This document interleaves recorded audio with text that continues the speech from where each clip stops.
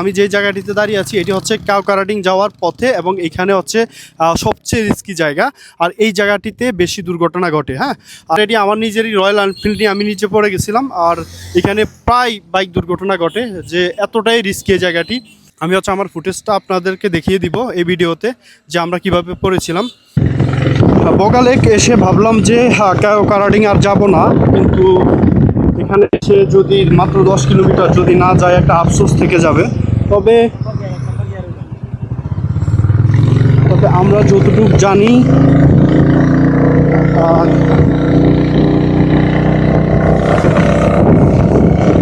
আল্লাহর নাম নিয়ে আমরা হচ্ছে কাউকারাডিং এর উদ্দেশ্যে উঠতেছি। আপনারা দেখতেছেন কত উঁচু পাহাড়, খুব ভয়ানক একটি জায়গা, খুব ভয়ানক একটি জায়গা।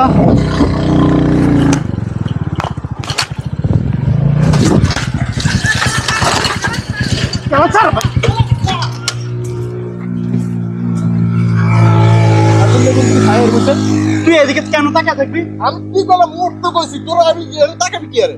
তবু কি হয়েছে? আমাকে যাও, তোর উঠতে কইছি না? তুই এনে থামবি না?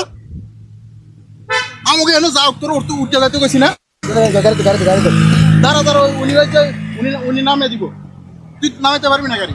নামাবার কত উঠবো? হ্যাঁ, নামাবার উঠবো। আই গাড়িটা বাইর না সেট কর। দর্শক আপনারা দেখতেছেন কতটা রিস্কি জায়গা। অলরেডি আমাদের সাথে একজন পড়ে গেছে এখানে।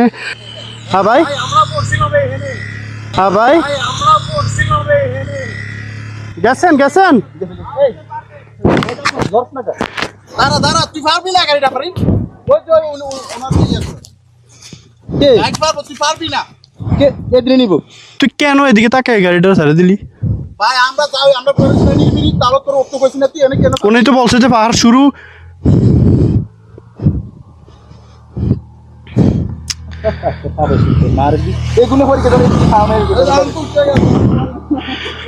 আমার গাড়িটার হেডলাইট মেডলাইট সব ভেঙে লাইছিস। তারপর ক্যালাসটা গাড়িটার সাথে সাথে নামে আমি ধরে রাখছি, ক্যালাসটা সারস না, গাড়ির ক্যালাস টিপা ধরে রাখস গাড়ির। বারবার একই অবস্থা।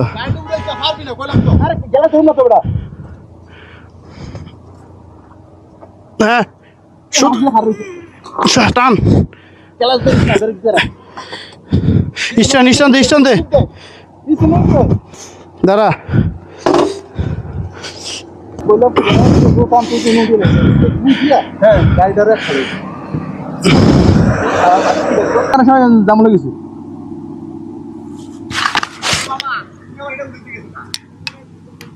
গাড়ি পারবো না, তুই সার গাড়ি পরে যাবে বেটা।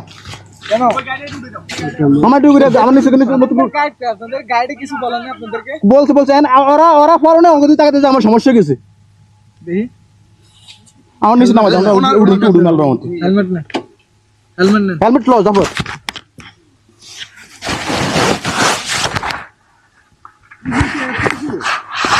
নিচে নামা যাও, হেলমেটটা খোল, খোলস না হেলমেটটা। বন্ধুরা দেখতেই পাচ্ছেন আমরা কাউকারাডিং এ যাওয়ার পথে হচ্ছে আমাদের এখানে একটা বাইক পড়ে গেছিল, সেই দিকে লুক দিয়ে আমরা হচ্ছে পড়ে গেছিলাম। এখানে কতটা ডেঞ্জারাস, রিস্কি।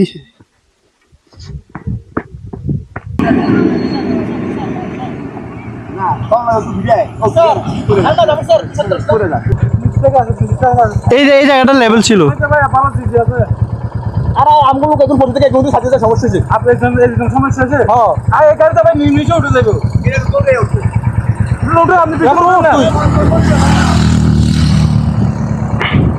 ও পিছনে ওঠে, নাম দিয়ে ওঠেন না ওখান থেকে। এই যে এনে যায় আটকায়, দেখছস? এই যে উঠতে পারে না। দর্শক আপনারা দেখতেই পাচ্ছেন এখন আমরা হচ্ছে আবার নিচের দিকে যাচ্ছি। নিচে যে হচ্ছে গাড়িটা আবার উপরের দিকে উঠাবো, কারণ এক টানে না রাখলে গাড়ি কখনোই উঠানো পসিবল না। আর চাইলে এই মানে উঠার মাঝপথে যদি গাড়ি দাঁড়িয়ে যায়, আপনি চাইলে এখানে ঘুরিয়ে গাড়িটা উপরের দিকে উঠাতে পারবেন না, কখনোই উঠানো পসিবল হবে না। তাই নিচে যে আবার নতুন করে এক টানের উপরে গাড়িটা উপরের দিকে উঠাইতে হবে। এই ব্রিজে যাচ্ছে, উঠতে পারবি না। দেখ দেখ, এই যে এই ব্রিজের এই কোণা দিয়ে ঘুরে রাখ।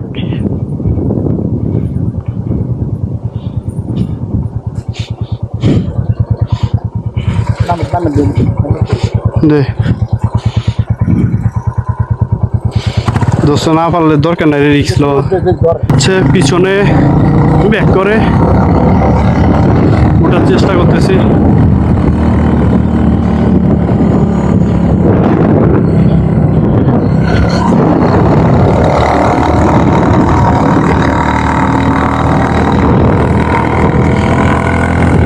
দোস্ত মাফ করে দিস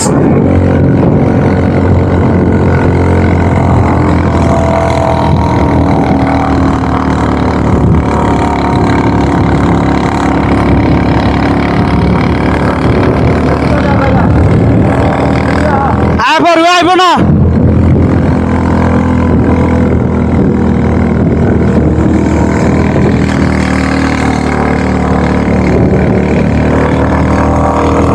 দর্শক দেখতেছেন কতটা বন্ধুরা কতটা ঝুঁকি নিয়ে কেউ প্যারাডিং যেতে হয় আর দক্ষ বাইকার না হইলে ভুলও আসা দরকার নেই এখানে ভাই আমরা এসব বুঝতেছি কতটা অলরেডি 2বার বাইক নিয়ে পড়ছি ভাই যারা বাইক ট্যুর নিয়ে ভাবতেছেন আসা দরকার নাই দক্ষ বাইকার না হইলে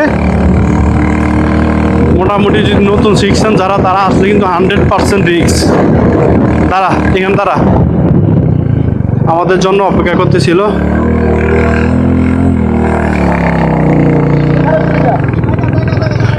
এক গিয়ার দে